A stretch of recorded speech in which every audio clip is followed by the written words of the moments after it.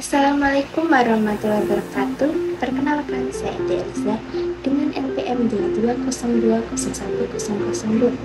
Di sini saya akan menjelaskan salah satu algoritma kriptografi yang masih populer dan masih digunakan hingga saat ini, yaitu RSA. Langsung saja kita bahas. RSA itu termasuk algoritma kriptografi asimetris, yang artinya dia pakai dua kunci berbeda, satu kunci publik buat enskripsi dan satu kunci privat buat deskripsi.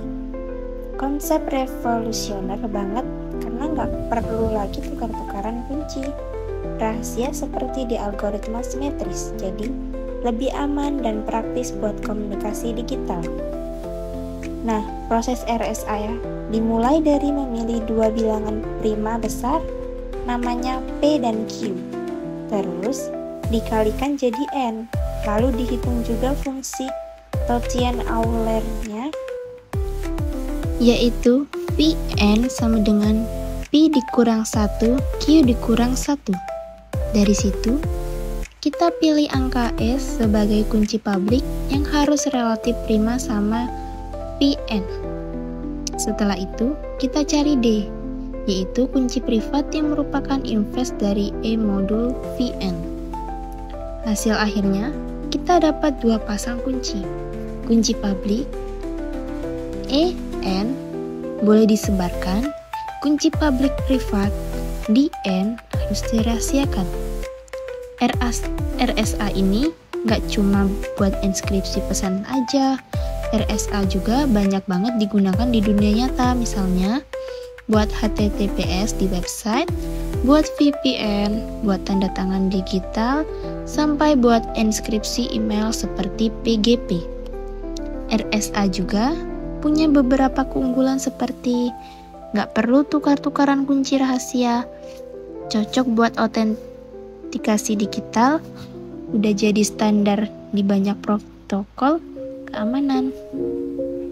Tapi ada juga kekurangannya, kurang cocok buat enskripsi data besar karena prosesnya lambat. Kalau kunci publik kecil bisa diretas, rentan terhadap serangan kuantum di masa depan. Makanya RSA sering digabungin sama algoritma simetris seperti ACE. RSA dipakai buat tukar kunci, terus datanya dienkripsi pakai ACE biar lebih cepat. Jadi itulah sekilas tentang algoritma RSA.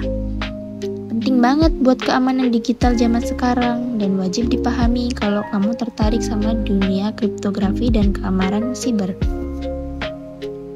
Selanjutnya, kita ke penjelasan programnya. Kali ini, kita bakal bahas gimana cara menerapkan algoritma RSA buat enskripsi dan deskripsi. Pesan menggunakan bahasa pemrograman Python. Yuk langsung saja. Langkah pertama, kita mulai dengan generate pasangan kunci RSA, yaitu private key dan public key. RSA generation 2048 artinya kita bikin kunci sepanjang 2048 bit. Ini ukuran standar buat keamanan yang kuat. Setelah itu, kita ekspor kuncinya ke format PIM, lalu ditampilkan dan disimpan ke file privat.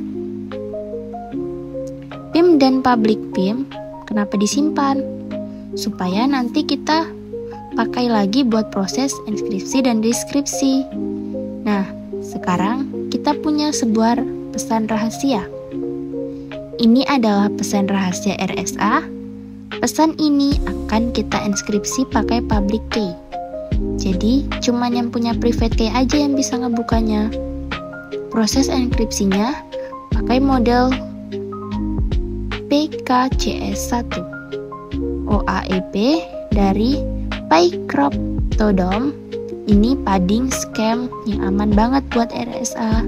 Setelah dienkripsi, hasilnya kita tampilkan dalam format base64 biar lebih gampang dibaca dan ditransmisikan. Lalu, kita masuk ke proses deskripsi.